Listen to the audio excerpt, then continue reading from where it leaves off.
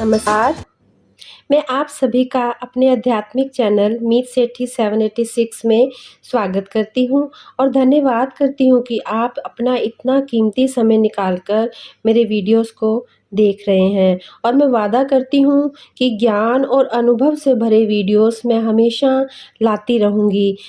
दोस्तों, जो हमारा आज का विषय होगा वो होगा ट्विन फ्लेम की एक लंबी यात्रा के बारे में।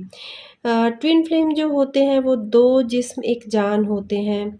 इनको बचपन से हमेशा से ही अंदर एक खालीपन महसूस होता है और इनका खालीपन सिर्फ़ और सिर्फ़ इनकी दूसरी आत्मा ही पूरा कर सकती है। चाहे इनकी ज़िंदगी में कोई भी कितना भी अच्छा इंसान आ जाए, इनके अंदर का खालीपन और जीवन का मकसद अधूरा ही रहता है। ट्विन फ्लेम पवित्र आत्मा होती हैं जो 2 हिस्सों में बँटकर और 2 आत्मा शरीरों में रहती हैं। इनके शरीर 2 होने के बावजूद भी इनकी आत्मा एक होती है और जब आत्मा ग्रोथ के लिए 2 भागों में बँटकर जन्म लेने के डिसीज़न लेती है, तब इनका ये वियोग बहुत ही दर्द भरा होता है और असहनीय भी होता है।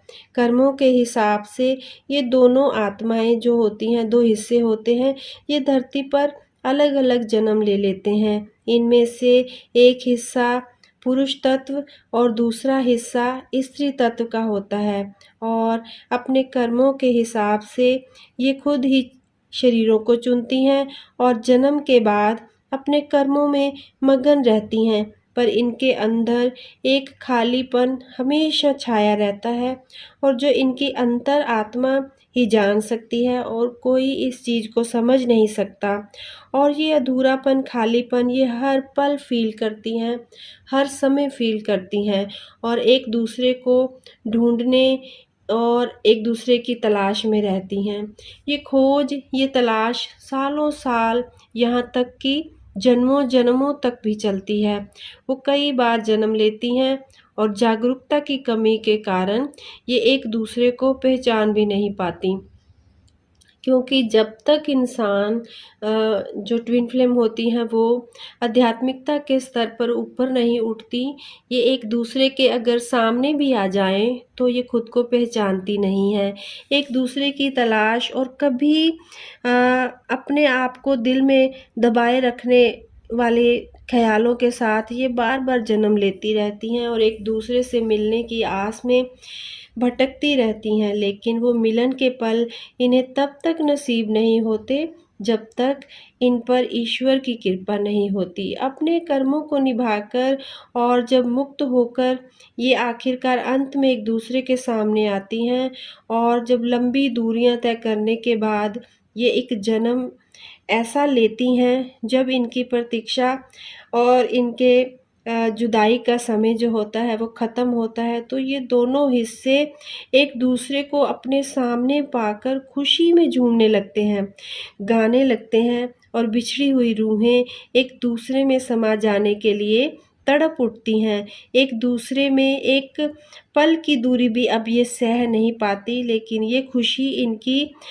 कुछ सालों तक चलती है या फिर कुछ महीनों तक ही होती है, क्योंकि एक बार फिर से इन्हें बिछड़ना पड़ता है और वो दर्द, वो तड़प, वो जुदाई एक बार फिर इनके हिस्से में आती है। ये दोनों आत्माएँ दर्द के तूफ़ान में बिछड़कर अंदर में अपने आप में गुम होने लगती हैं। इन्हें ईश्वर के द्वारा यानी कि यूनिवर्स के द्वारा फिर से जुदा कर दिया जाता है ताकि वो अपने आप पर वर्क कर सकें और खुद को प्रूफ करते हुए अपने उच्च अवस्था को पाते हुए जहाँ पर इनका मिलन हो और ये फिर दोबारा से एक ही शक्ति बन जाएँ, पूर्ण अवस्था में पहुँच पाएँ और फिर शिव शक्ति स्वरूप में पहुँचकर एक दूसरे के साथ एक हो जाएँ और इसी वियोग की अवस्था में दोनों आत्माएँ अपने आप पर वर्क करना शुरू करती हैं, ईश्वर के चरणों में खुद को समर्पित करती हैं। ध्यान, जप, तप, साधना में लीन होकर ये अपने स्वरूप में आती हैं और ईश्वर इनके अच्छे कर्मों को देखकर फिर से इन्हें मिला देता है और अंत में ये दो हिस्से एक होकर पूर्ण आत्मा बन जाते हैं। इसी लंबी सदियों और लंबी यात्रा को पूर्ण करने वाली आत्माओं को हम ट्विन फ्लेम कहते हैं। तो दोस्तों आज मैंने आपके साथ शेयर की ट्विन फ्लेम की यात्रा। आपको ये कैसी लगी कमेंट बॉक्स में ज़रूर बताएं। इसी के साथ मैं अपने शब्दों को विराम देती हूँ और जल्दी ही आपके सामने नए विषय के साथ वीडियो लेकर उपस्थित रहूँगी। जुड़े रहें मेरे चैनल के साथ। धन्यवाद।